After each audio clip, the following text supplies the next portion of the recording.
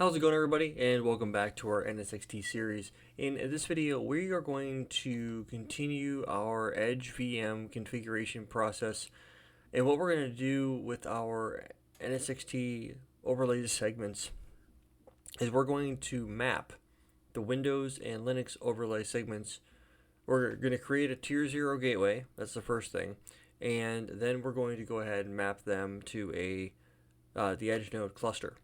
So let's take a minute here and just talk about what a tier 0 gateway is at a high level, and then talk about it. We'll dive into this more in detail when we get into the routing section a little bit further, because there's a lot that we're going to need to understand about how the tier 0 gateway works. So the tier 0 gateway, there's actually a two-tier routing architecture. Let me go ahead and bust up my pen tool here. So you've got a two-tier routing architecture, and I'm going to go ahead and get out of the way and pull up my pen tool. So when you think about a tier 0, you've got tier 0, and then you have tier 1. Tier 0 is going to have, let me just focus on tier 0 for the moment. Tier 0 is going to be when you're talking about this one, it's going to be a single tier routing architecture, meaning that the tier 0 connects to northbound to the outside world, and it also can terminate your overlay segments as the default gateway. It could do also a lot of other things as well. Now, actually, I'm going to move OS over to here. Now, overlay segments can be mapped here.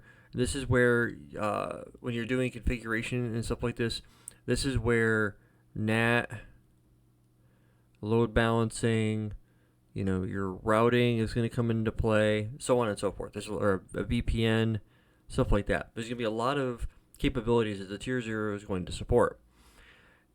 You can leave your environment at this point here if you want to, if you have a very small deployment, meaning you don't have a lot of hierarchy, you don't have a lot of segmentation and stuff like that you need to worry about. This is a perfect design. Now, there's the tier 1 gateway, which can never connect to the outside world. It's not designed to. When you create them, they can be created individually, but in order for them to talk to each other, the tier 0 gateway and the tier 1 gateway have to be connected together. And when they get connected together, they automatically plumb a connection between the two. And that connection between the two is going to allow the tier 0, tier 1 gateway communication. Now, when you're here, you can attach your overlay segments to it and all that good stuff. But when you're dealing with this tier 0 and tier 1, you're dealing with a multi-tier routing architecture. You're still connecting to the outside world on the tier 0 gateway, but the tier 1 gateway is typically going to be used for segmentation, where you may have multiple VRFs to do segmentation in your network. If you have multi-tenancy, stuff like that, it doesn't even have to technically be a tenant necessarily. It could be a different part of the company that needs their own. You might have, org A and then, org B that can be all connected to the network, then org C, then org D. You might have a bunch of different departments that need to have segmentation between each other, and this is how you would essentially do that. There's a bunch of different ways that you can achieve the goal. There's no right way or wrong way necessarily to say one way is better than the other. So it's whatever that meets the needs of the organization really is what matters. Now, with all of this being said, when we go through and do the deployment, we're going to do tier 0 for a long portion of the time and get everything working on tier 0. And the purpose of doing that is because I'd say half a dozen or 7 or 8 times that I've dealt with NSX-T routing in production environments, this is all we do, is a single tier 0. And the reason why that became the way we did things, like I said, there's no wrong way or right way to do it, just whatever's necessary. I didn't see the need to deploy tier 1 gateways to what we needed to do. They were all relatively small deployments where we just needed to do overlay connectivity. But when we were setting up the overlay connectivity and we were talking through tier 0 or tier 1, I asked how many different connections we were looking at making. And there were only about, on average, 8 to 10 overlay segments that we were creating. So there was really no driver for separation at the tier 1 gateway. And that's usually where I would go with that. Because you can configure the tier 0 gateway for a VRF, and then you can do per VRF awareness from the tier 0 down to the tier 1 gateway and provide your segmentation that way. So a lot of times it's a matter of understanding what is the need that you need to satisfy in the routing world. So tier 0 gateways, we'll take a look at going through that, because to be honest with you, if you understand it in its entirety, it makes things a whole lot easier in other respects. So you're not complicating the design by having a tier 1 gateway. Now, we can go through and have a tier 0 gateway going all day long for a specific set of overlays. So let me go ahead and actually draw this out a little bit differently here. Let me go ahead and pause the video and I'll pull up another white paper. So when we talk about the connectivity aspects of how we're going to do stuff, I'm going to go from like left to right just to help you understand this. So if we have our top of rack device sitting here, then we have our tier 0 gateway sitting here. What we're going to do is we're going to have a VLAN back segment sitting in between these guys inside of the VLAN. I'm going to put the edge -TZ here for edge being edge VLANs. And we're going to have some sort of /30 or whatever subnet sitting in between the Tor and the tier 0. And what we'll be able to do is, let's say we have the Windows, let me go ahead and get out of the way, the Windows overlay, and then we'll have the Linux overlay. Well, these will be connected to the tier 0 as overlay segments. So we'll bind them to here, and then any of the VMs that are attached will be able to communicate through the tier 0 gateway. This will be the default gateway, and it'll also provide connectivity up to the top of rack switch, or the top of rack device, whatever that might be. It might be a switch, it might be a router. Really, to be honest with you, it really doesn't matter. Now, another scenario that we could run into is we have our Tor, and then down here we have our tier 0, right? And then we have some sort of connection here. We have our edge TZ. Now let's assume for just a moment that the edge TZ, we have some sort of /30 subnet sitting here. We can go and take multiple sub-organizations. So this will be another thing we can deploy. So this will be, well, let's say for example, this subnet right here is 172.31.255.0, or actually let's do 250. Let's do 250.0/2024, right? So this is the subnet we use to connect to the outside world for just the tier 0 variable. Then we create another tier 0 gateway, and we give it the 172.31.251.0/24. We do that connectivity between the tier 0 and the Tor. And then from the tier 0, I can create multiple tier 1s. So I'm gonna kind of bracket these guys out. We'll have tier 1 here. Let's see if I can clean that up a little bit. Tier 1 here, that'll connect.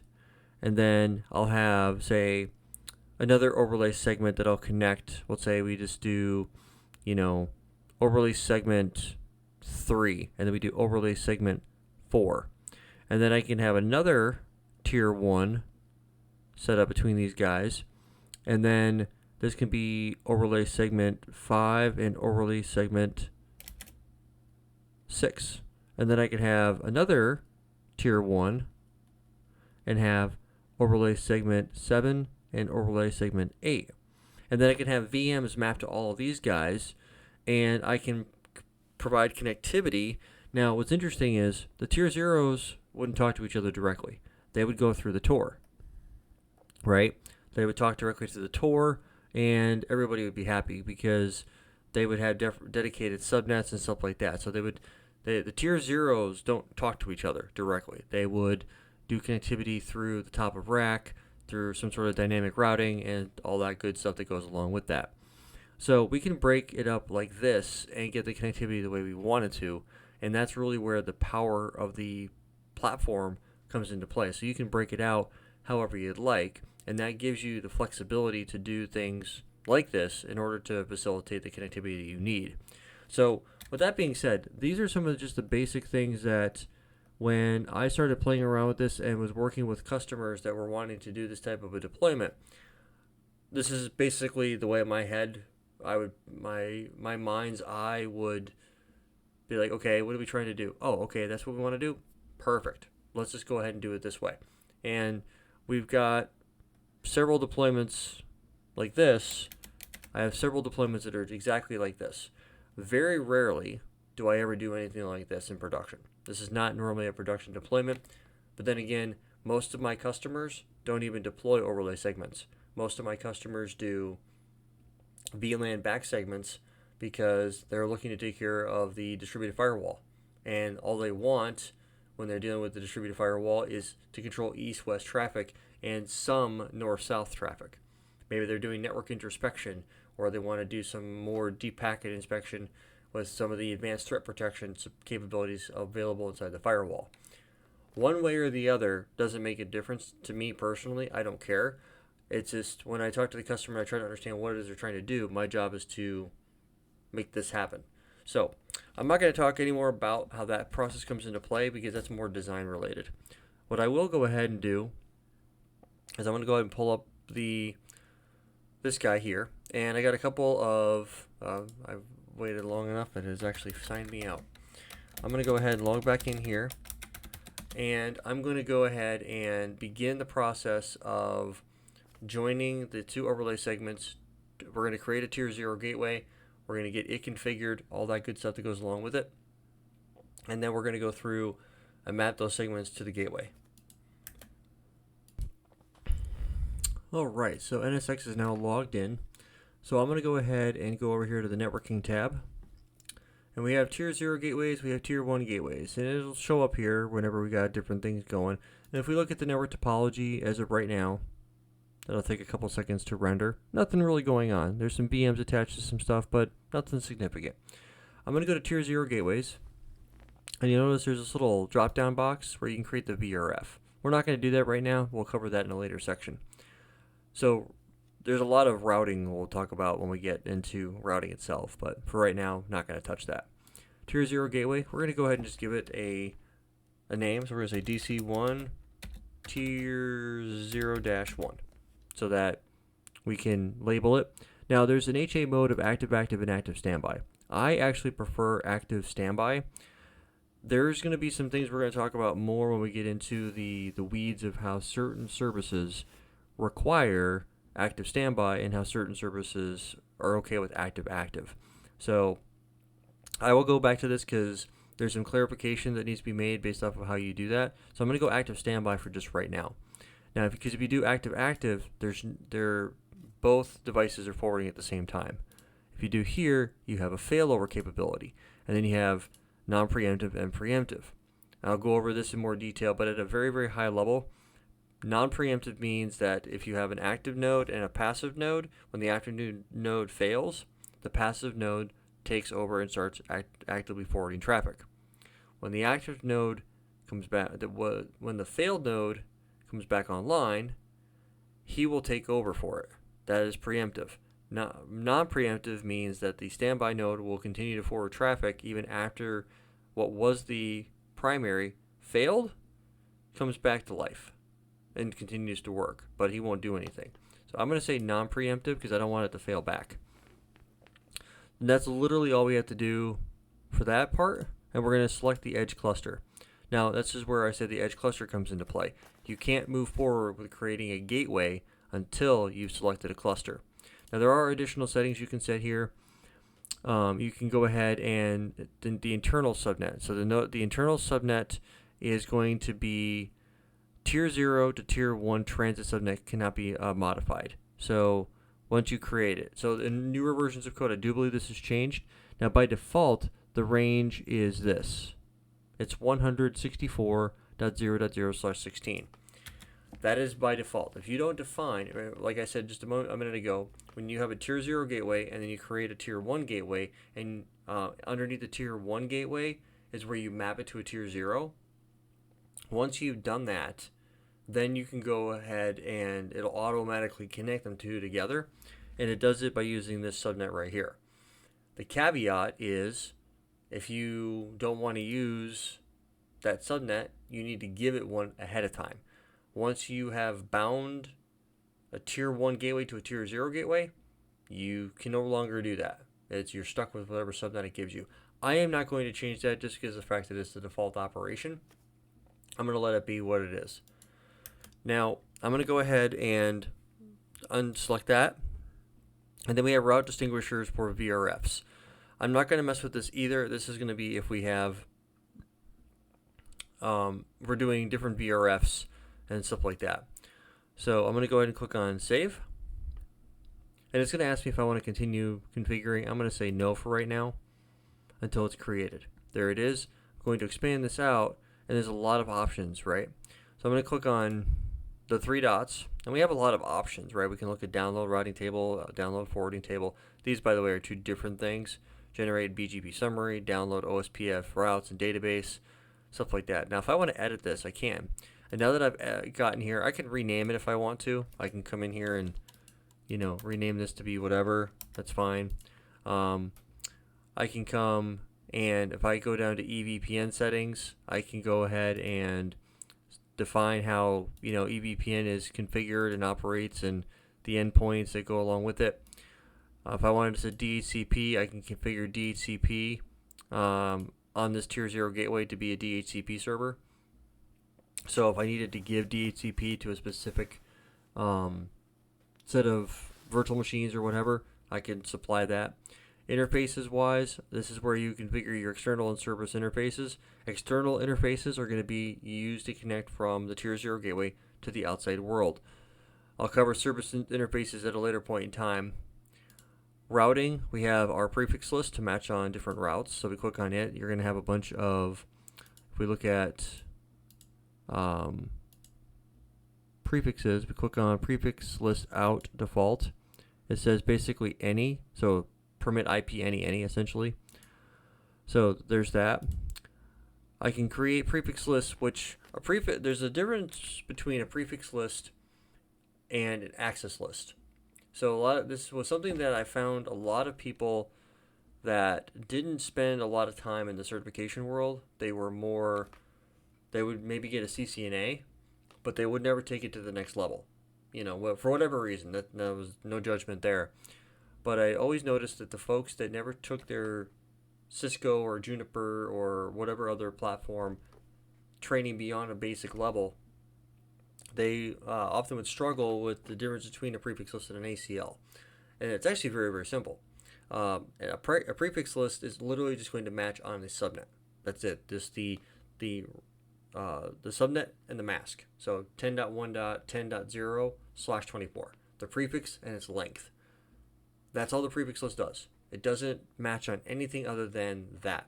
Now you can get interesting with them. Let me go ahead and give you an example here. Let me go ahead and pull out white because it is a darker background. I can create a prefix list to do something like this. I can say I'm going to steal an example of what I'm doing for a customer. So I can say 10.128.0.0/16 greater than or equal to 24.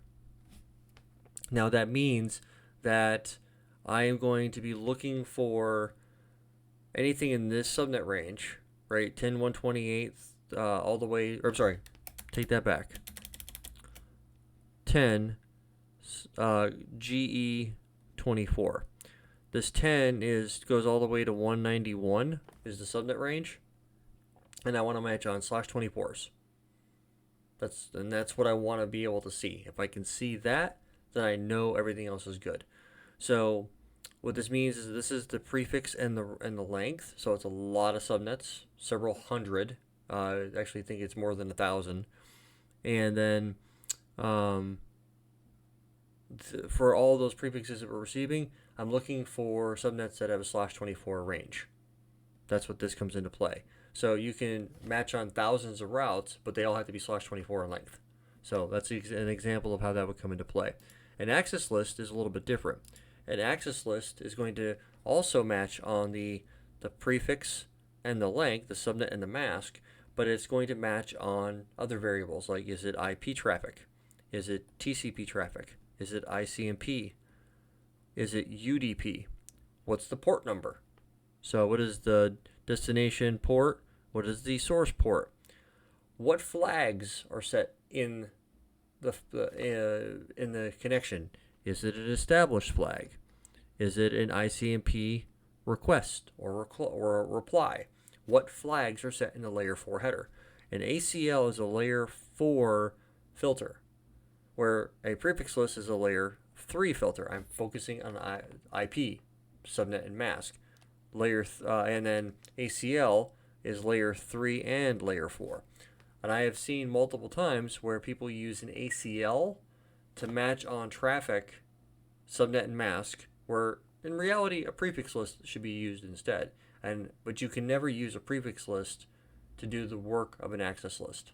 So they can be used somewhat interchangeably, but this is something that I found a lot of people didn't spend a lot of additional time working on. And that's fine. I know the difference between the two, and I've had to have that conversation with people in the past when they come up to me and they're like, hey, I want to do this. Sure, we can do that, but make sure we're doing this instead. We also have static routes, BFD peer. So the idea, we should be able to do BFD between the tier 0 gateway. The CSR 1000Vs do support that, so we'll take a look at that at a later point in time. BFD is just going to allow us really fast failure detection. Community list comes into play with, and I'm 99% sure this will be for communities. Yep, this is going to be for BGP, and they'll be attached to route maps. Like you can have no export, no advertise, no export subconfed. So they're very, very simple. And these are BGP attributes. They're well-known community values, where no advertise means I don't want you to advertise a particular subnet. So you can attach that community value to a specific prefix list and not allow that advertisement to your upstream peer. No export means that you'll advertise it to your upstream peer, but you won't let that route leave the autonomous system that you're in. No export subconfed. If you are in a confederation is a 2-tier BGP design where from the outside world, from the internet's view, all of the routers that you're in control of that make up your BGP autonomous system number are all in the same AS. But from an internal perspective, you might have pods or regions of different subconfederations. So you might have 100 as your overall subconfederation or BGP AS number, but internally you might have 101, 102, 103, 104, 105 for just different parts of the network that you want to deploy. The idea was no export subconfed is you won't allow a route that's in Confederation 101 to be exported out to Confederation 102, stuff like that. So these are some of the capabilities that go along with that. That's fine. And then route maps. A route map is a way, it's basically a routing filter. So if I add a route map and I come in here and I give it, set it, I can come in here and match a criteria. So I'll call the prefix list or the community list that I want to set, and then what variables I want to apply to those. We'll take this into a little bit deeper dive because I actually do have the CSR 1000Vs that I will be doing some demonstrations with this with. And then we have a deny or permit entry here at the end of the day and how we want to roll that out. So I'll be going through several different variations of this. So we have AS path prepend. We can add a multi-exit discriminator. So what metric value do you want to apply to a particular route? The weight. They actually stole this one from Cisco. That's Cisco proprietary, where you can look at the locally at your network and you can set a weight for a particular route to go out a particular upstream peer. The community value, what variable community do you want to set? And then the local preference, this is an autonomous system wide configuration. So once you set it on one box, all the other devices inherit whatever you're sharing. So local preference means I want you to locally egress. So any routes that I'm learning from the outside, from another peer, once I learn them, I'm going to attach a specific local preference to those specific routes or that particular route, and then my route, that router, you're going to point all the other network in the traffic, or I'm sorry, all the other traffic in the network is going to point themselves to me in order to go to that destination. That is what local preference does. So those are just some of the capabilities that come into play with how all this stuff works. So that is the basics to the routing piece. Now, the BGP is enabled by default. I'm actually going to turn that off and save that because we don't want BGP right now. I'm going to go ahead and minimize that. We're going to be looking at just an interface right now. There's no interfaces that we're going to be configuring. There's route redistribution. There's OSPF. We'll be taking a look at both of those. Route redistribution is one of those characteristics where if you want to do it, you're going to be going ahead and what do you want to advertise? This is where a lot of people make mistakes when they're doing routing. You've got tier 0 subnets that you can redistribute. Because when you think about it let me go ahead and bust up my pen tool real quick just to paint the picture a little more clearly.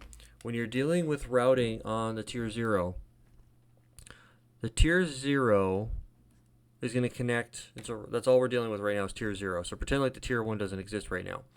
It's going to connect up to the Tor, right? That connection's made. You might be running OSPF. You might be running BGP. That's supposed to be a B. BGP. You could be using static routes. To me, I don't care what routing technology you use to advertise routes, but that's going to be advertisement out and reception of routes in. Okay, that's what these routing protocols are going to do. How you advertise stuff from the tier 0, anything that's attached to this tier 0 or southbound of it, is going to be done either here or here, depending on if you're dealing with a single tier routing architecture or a multi-tier architecture. If you're dealing with the single tier, you might have static routes, you might have NAT IP, you might have connected interface and segments, you might be doing IPsec, so on and so forth. If you're dealing with tier 1, what is the DNS address, what's the load balancer, what's the NAT IP, you can do IPsec down on tier 1. All of those variables come into play. So when I'm talking to customers about how they want to do this, most of the time they will stick, let's see how far back I can go. They'll go tier 0, right? This won't even be part of the conversation. And then 99% of the time, we're doing just this and this. We may, you can turn on redistribution into BGP, but normally that's what we do. We'll go from the tier 0 gateway to the tier 1 gate or to the upstream box, BGP, and because it allows us the greatest amount of route control, and then we'll take and go handle things from there. So that's basically all you really need to worry about it. I've never had anybody do eVPN, IPsec, any of that type of stuff. So with that being said, ladies and gentlemen, that is it for that. So I don't mean to bypass the original point of our video here, but I felt like I was going through that stuff. I should just go ahead and cover it while I was right here. I'm going to save that and close. Okay, so that's it. Our tier 0 gateway has been created. I get to go to our segments, and I'm going to go ahead and get out of here. Go over to our segment, and I'm going to go click on the Linux overlay. I'm going to click on it, go to edit, and then right here you have the connected gateway. I'm going to hit the drop down, and then you have DC1 tier 01. I'm going to click on that, and that is it. Now, there's a lot of other options that pop up for us if we wanted to do stuff, like how do we want to change the replication mode and stuff like that. I'm not going to mess with any of that type of stuff. I'm just going to go ahead and click on save. And now I've connected that tier 0 gateway, so now I should have, when I log into the Edge overlay, I should be able to see that show up. I'm going to go ahead and do the same thing here. Edit. It's going to be tier 0, DC1 tier 0, quick save, and that's all there really is to it. I'm going to go ahead and close editing, minimize this guy. I'm going to go ahead and go to pull up this guy, go to Edge Node 1, load that, accept it. We go ahead and make this a little bit easier to see. And type in admin and the password to log in.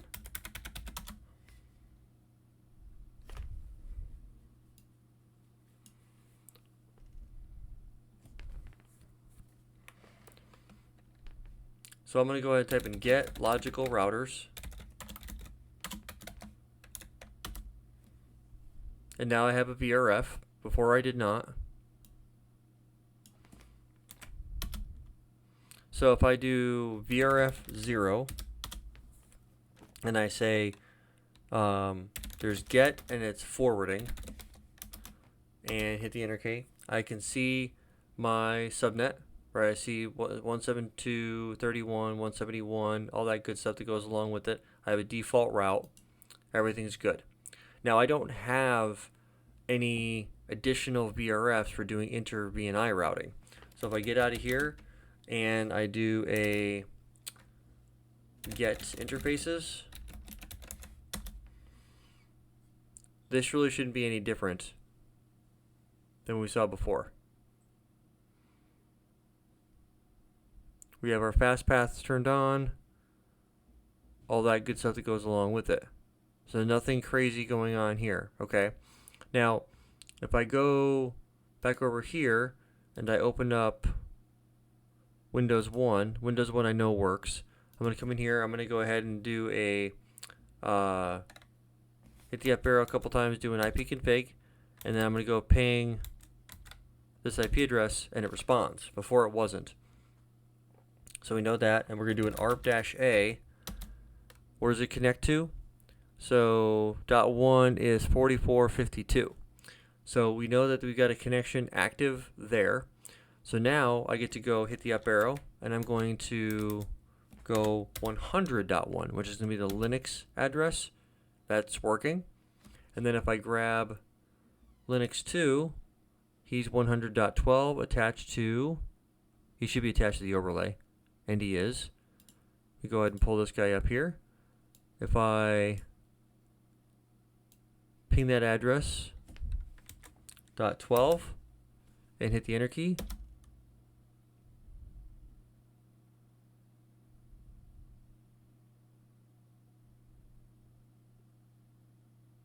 that IP address is, oh, I may not have given it a gateway. That's probably the problem.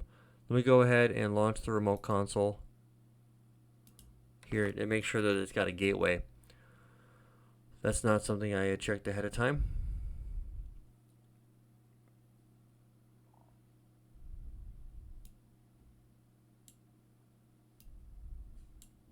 Let me scoot this over just a little bit so it's not so much room.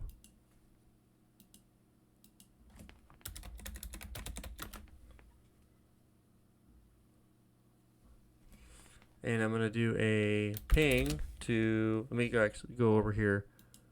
We're going to go to edit connections. I don't remember if I gave this guy a default gateway or not. Let me go ahead and edit this. IPv4 settings. Oh, I did give it a gateway. And Google. Okay.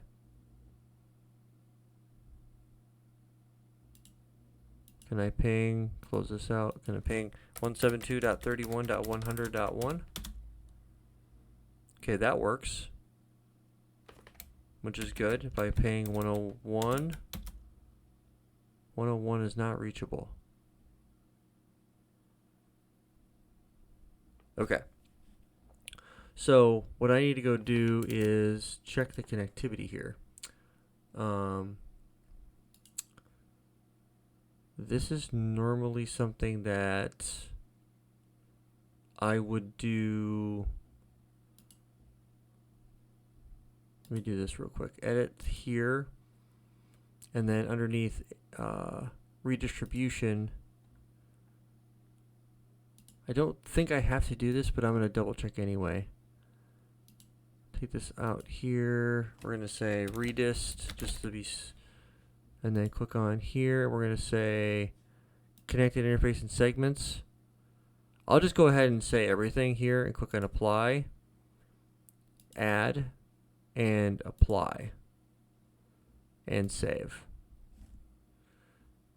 So if I come back over here to this guy and I go VRF0, I do get forwarding, and I say get interfaces. We're going to have the interfaces in VRF0, but if I exit out of here and I do a get, where is the command? Get routes. This is going to provide me a connection northbound, but you notice that none of this stuff is connected to the overlay segments. I don't see the interfaces being tied to that. Now let me go over here to this guy, and this is NSX-CLI. So if I hit the up arrow and get logical routers, now I have a logical routers, and I can come in here and plug this guy in, hit the enter key, and I can say interfaces, and notice how here I have my subnets. So the routing is actually local to the, let's see here, I'm looking to make sure that it's actually up and working. So the logical router, the subnets are connected on the ESXi hosts themselves. So if I was to say pull this guy up here and go to ESXi1, load and open, and type in root and the password, and then type in NSX CLI, and give that a couple seconds to pop in, and type in get logical routers, and then hit the up arrow, and then I type in this guy and go interfaces. I can see the interfaces, right? So this is a distributed model. This is why they call it a distributed router. So you're bringing the default gateway from the top of rack switch or top of rack device, whatever it might have been, downstream to down to the ESXi host. So your internal routing at the segment level is done at the host level. So, but I'm actually a little surprised that the pings aren't working back and forth. I'm actually a little bit surprised on that. So I should be able to ping 12.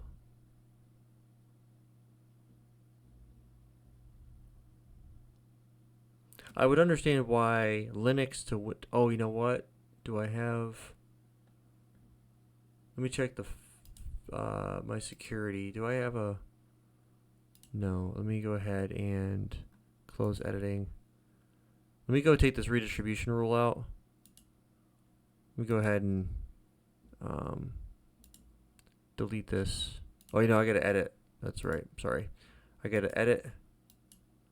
And I can come in here to redistribution, click these three dots, delete it, because that's not necessary. I don't need to do any redistribution at this point. I wonder if I have the distributed firewall rule in place. Let me go to security, distributed firewall, and no, it doesn't look like I have it. I couldn't remember if I had it there or not. So it's allowing all the traffic to go everywhere. Okay, so I don't have any firewall rules. I thought for maybe a second there that I did have firewall rules in place. So if I come back to here, let me try.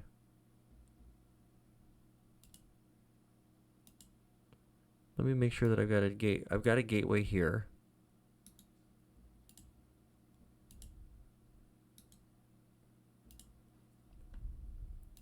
I configured a gateway, details, 101.1, yep.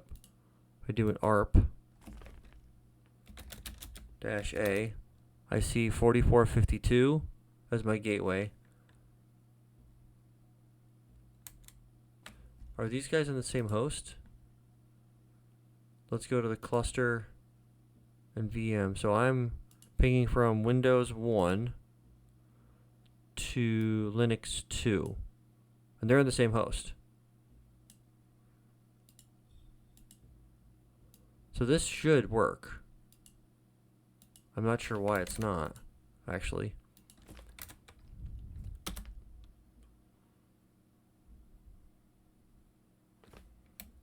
Let me do a tracert to 172.31.100.12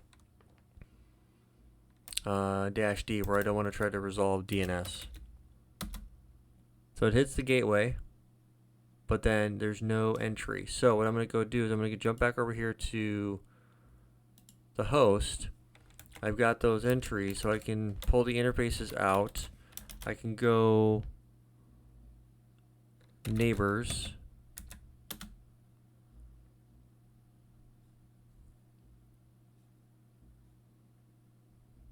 Probably nothing there. That might be a IPv6 thing. Cancel that. Oh, there are neighbors. Okay. Oh, okay. Here's the connectivity I was looking for. So we see entries here, right? These are the individual VMs mapped to this overlay segment that are attached, and he knows the MAC address. So we know that that's working as it should be.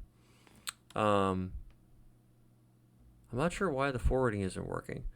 If I was to try, let's go Windows, wait, hold on a second. Windows 1 is on host 2. Linux 2 is on host 3. So they're not on the same host. They're on two different hosts, which is good. So why is that not? That's really weird. I'm actually not sure why that's not working. So we know that's working. So we have a bunch of other options available as well. We can come in here and say forwarding and see how it's working. And so there is no default gateway. They have there is no static route. If I was to say get, is there a forwarding option here? No.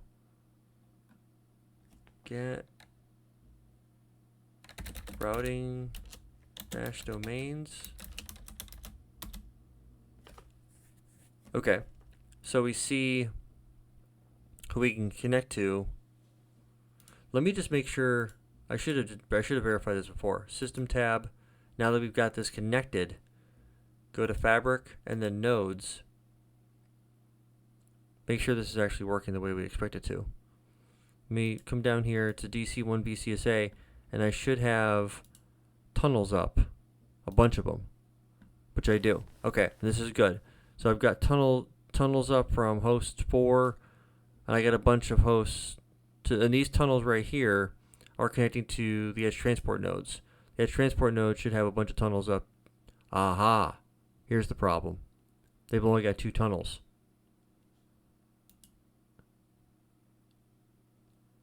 And I bet it's to each other. Yep, 11 to 12, 13 to 14, and I bet you those are the IP addresses. So it's yep, that's it. So so that's the issue. The issue is these guys aren't the communication between them isn't there. So the host transport nodes, these guys, for example,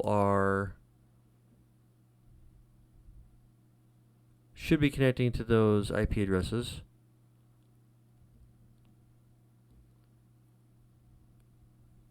Let's see here. Yeah, they're not connecting at all. Let me make sure that I've got the pools, their default gateway set correctly.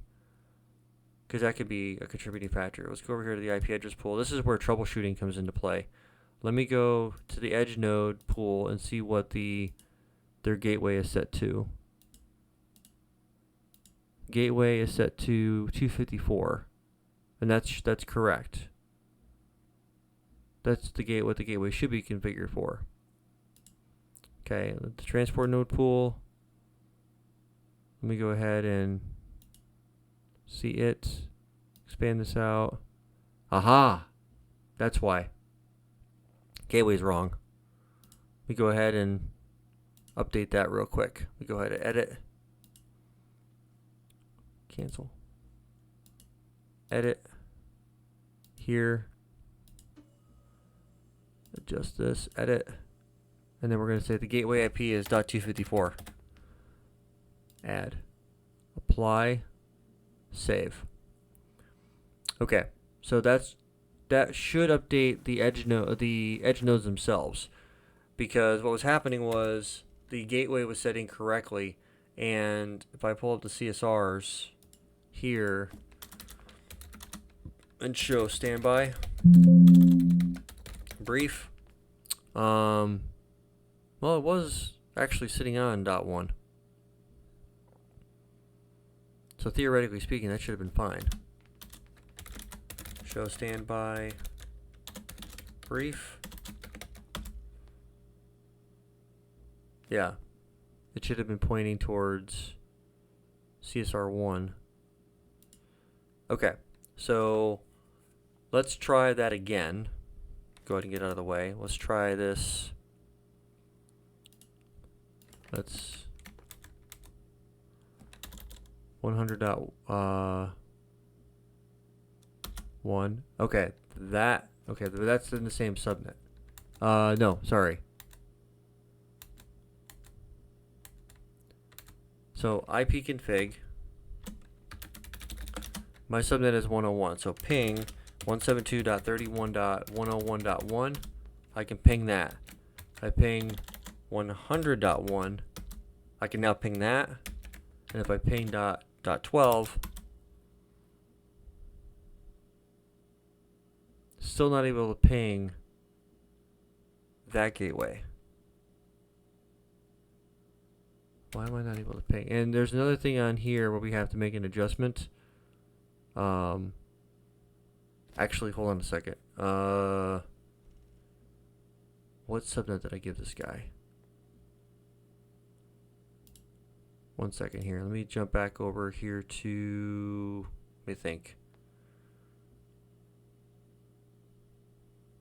We're dealing with 172.31.101.1. Yeah, that's right. That's the address that I wanted it to have. And that's the address of the logical router on these guys. 100, yep, that's correct.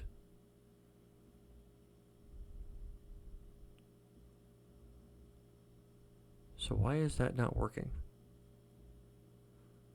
I'm actually legit surprised. So actually, let me go back over here to the system tab and the nodes. Let's see if the tunnels are up now.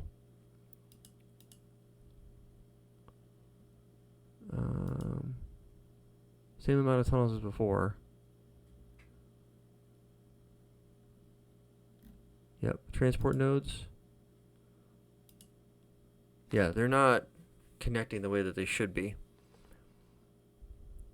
So there should be tunnels up between the edge nodes and the transport nodes.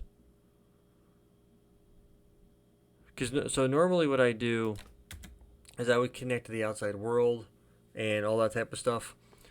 So that's not happening here. So let me actually go through that and show you what I mean. So I've got my transport zone, I've got my edge TZ that I've added for connecting to, and the transport zones attached to the edge nodes, right? So what I would do is, and on my diagram here, if I come over to this guy, Over to the next one. My intention was to connect these guys together, and the edge nodes would have that reachability. Now, if I go through, the next one step up would be the transport zones to the outside. So I would have 172.31.11. So I'm going to go ahead and actually make this happen. So I'm going to go back over to networking. I'm going to go to segments, and I'll just do CSR1. So I'm going to do DC1, EN1 to CSR1. The connected gateway will be, no, I don't want to do that here. I'll do that, yes I do. If I need to add it, I'll come back to here. So transport zone is going to be edge TZ, and then it's going to be VLAN 11. And then I'm going to go ahead and click save. Click no. And then I'm going to go to tier 0 gateway. Say edit here. And I'm going to, underneath interfaces, I'm going to add an external interface. Add interface. The name here is going to be DC1 T0 EN1 CSR1. It's going to be an external map. The IP address here is going to be 172.31.11.2/24.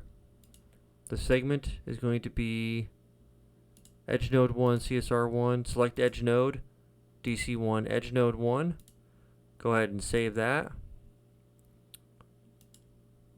Now the interface is up. If I go back, I have to open up the edge node again. But if I go back to the CSRs here, CSR1, and I do a show IP interface brief, I go here, interface gig 2.11, encapsulation.1q11. IP address is going to be 172.31.11.1/24. And that's all I need to worry about there. I'm going to save that config. Now this will get advertised northbound. So this is going to be an interface that I will want to say IP, or in this case here, whether I'm doing BGP or OSPF is going to make a difference. But for right now, I'm just going to go ahead and save it as is. And so then I'm going to say ping 172.31.11.2. And I should be able to ping that address. And I can. If I do an ARP, or show ARP, I should see that show up there. Now, if I go back to my tier 0 gateway, and I go underneath route redistribution, and I set it, I'm going to call this redist. Let's say I don't care about that one. Redistribution, connected interfaces and segments, and this is the router link. And this external interface, this is the one I'm mainly concerned with. I'm going to say apply, add, apply, and then save it. Close editing. And now if I go back over here to the edge node, give me 1 second here. I'm going to Google something real quick. Okay, so with a little bit of modification that I did with the route redistribution, we have additional BRFs here. BRF1 is the one I'm looking for. So BRF1, we get forwarding. This is where our interfaces are going to show up, and our external interface. So the redistribution technically wasn't necessary, but I'm just going to go double check real quick. So on Linux 2, I'm going to log back in. I have to see if I can't adjust the timeout window for these guys. Sometimes it's a little slow. So if I ping this address now, the address is not reachable still. I can ping that one, but I cannot ping those guys. So at this point in here, I've been troubleshooting this for a bit. I'm actually going to go ahead and let me go ahead and exit out of VRF1. Let's go to VRF2, or in this case here it would be VRF3. No, VRF2.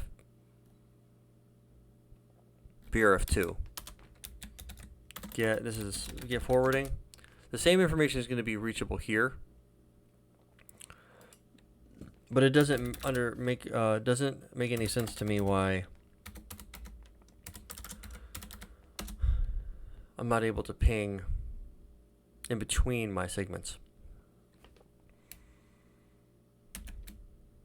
Yeah, something's not, and this is the edge node out. So what I'm going to go do is from the System tab on nodes, Edge Transport nodes. They should have, oh, so you see 14, and there's our problem. Okay, so we go back to Edge Transport nodes, revise, and now we have, okay, so this is what I was looking for. From here, we look at this, it's trying to connect, but it can't. So you see 170 to 171, it's not able to talk to it.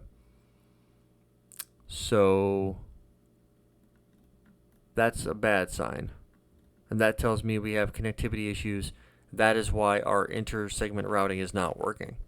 So why is that not working?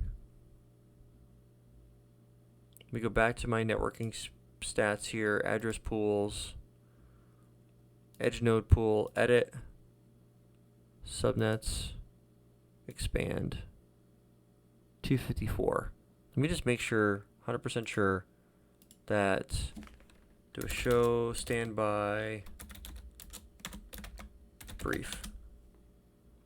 170, 171. Show ARP.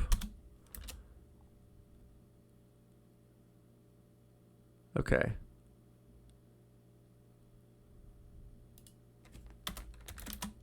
Let's just show standby brief. Same thing with him. 170, 171. Okay. All that is good. Let's just make sure that I didn't make a mistake. Show run interface gig 2.170. Encapsulation 170. And we'll do 171. Okay. So what I'm going to do, just for a troubleshooting scenario, is I'm going to go ahead and I'm going to shut down interface gig 2 on the CSR2, and I'm going to change the standby. I've never done the HSRP version of this before, so he should be active for everything, but the gateway is correct for all of those. And the gateway should be correct. 172.54 there. That's correct as well. Alright, so what I'm going to do is I'm going to make an adjustment here. Edit the subnet for the gateway. Edit here. I'm going to put this as .1 for right now. Add, apply, save. We'll do the same thing here. Have it go to a single IP instead of an HSRP address. Maybe that doesn't work the way it's supposed to. Add, apply, save. Okay. So now that I've got that done, let's go back to system. Nodes. And see if that fixes it. Let me also, there's another thing that I need to go through here. Transport zones. Overlay TZ. No, profiles. Oh, okay, I think I might have realized my mistake. So, let me double check here. So they're all 170. So if we go to my edge nodes, wait, the NSX-T, okay, this is where I made my mistake. So, okay, so the problem is that if I go back to my edge nodes, let's just prove this out. Edge node transports, if I come in here, go edit, and that by editing the edit tab, it's going to allow me to change the uplink profile. And how I'm going to be doing that.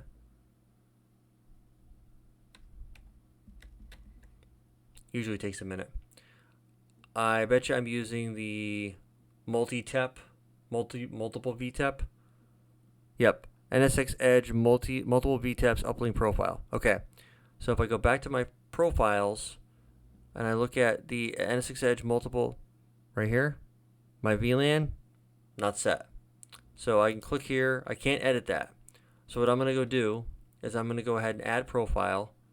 So I'm going to click in here. I'm going to edit the name. And this is going to be NSX-T TN uplink profile.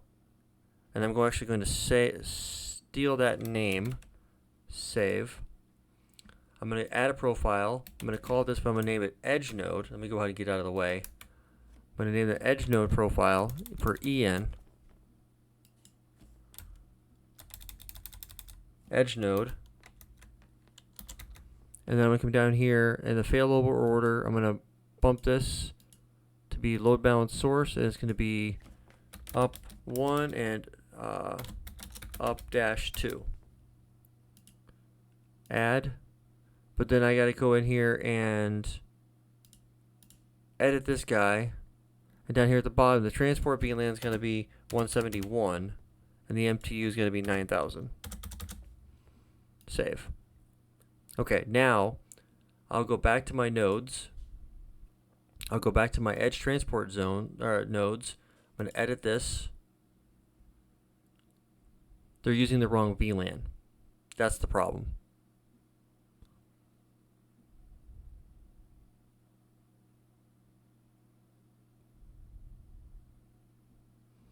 So I'm going to come down here. I'm going to change this to be edge node profile. Close that out. Select interface. Uplink. Save.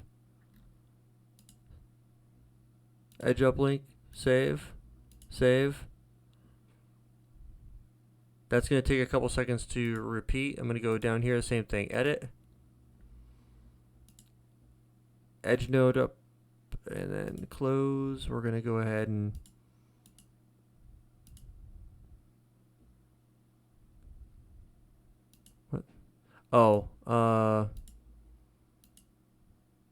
fastpath ETH0, fastpath ETH1. Save. Okay, that's better. 14 up, 2 down. That'll take a couple seconds for it to come back to life. Now we go host transport nodes. Now all the tunnels are up. Now if I go back to Linux 2 and Windows 1, go back to here and I hit the up arrow and try to ping that. Now 100.1 responds, and now 12 should respond.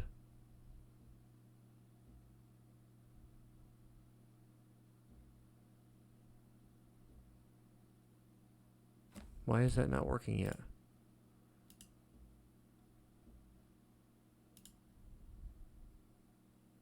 Okay, so all the connections are up. We have connectivity everywhere.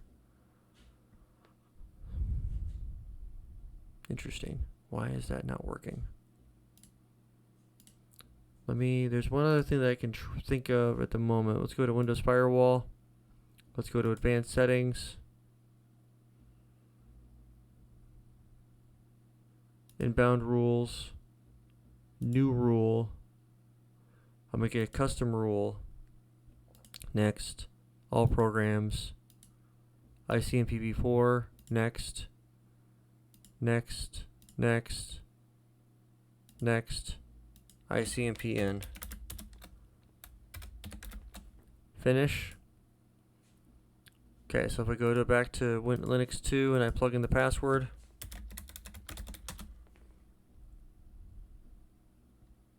And I try to ping 101.1. That network is not reachable. Okay, I thought I had it for sure figured out. Why is that not working?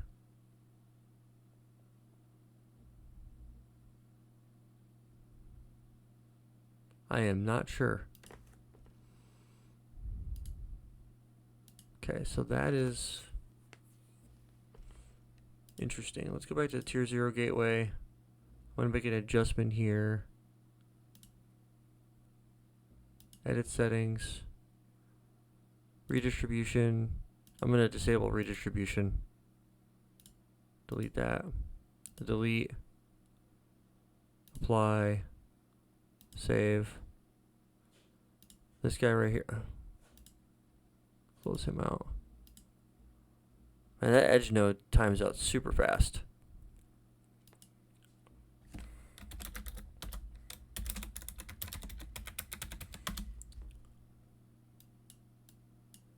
And I should lose a VRF. The service router should go away. The DR should stay there.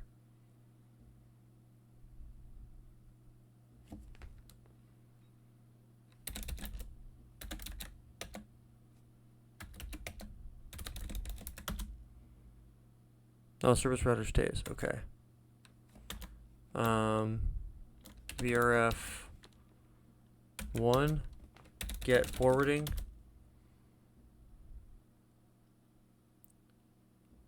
Okay, the redistribution didn't make a difference because I'm not trying to redistribute. It'd be a different story if I got rid of the upstream interface. VRF2, get forwarding, same thing here. But why is it get?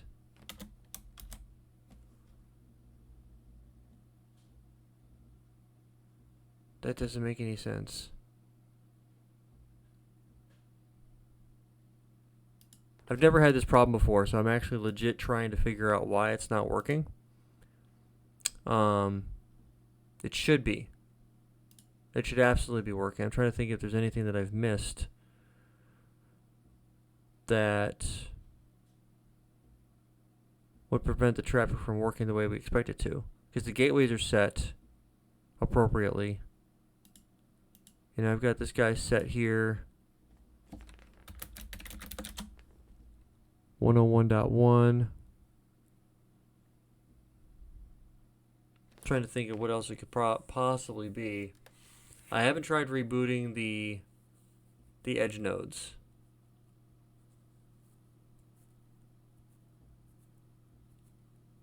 That's one thing I haven't done. And that's where the tier 0 gateway sits. So maybe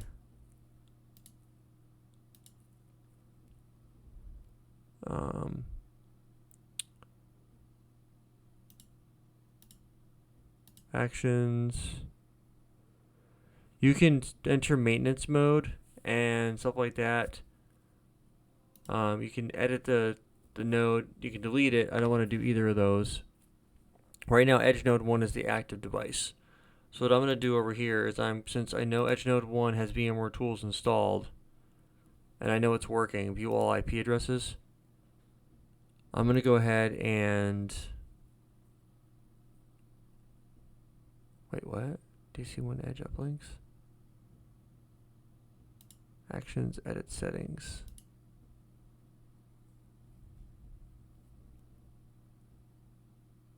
Well, how am I connecting to it then?